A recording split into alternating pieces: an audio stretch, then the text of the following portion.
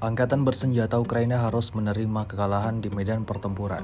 Serangan dari tanker Korps Angkatan Darat ke-68 membuat militer Ukraina tak bisa berbuat apa-apa. Tank T-72B3 mendekati posisi pasukan Ukraina lalu menyerang hingga hancur.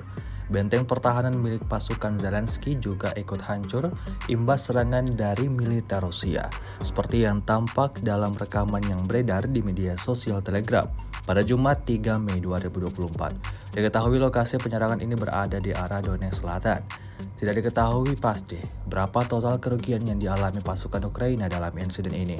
Rekaman ini telah ditonton ribuan orang dan mendapatkan berbagai reaksi dari pengguna Telegram.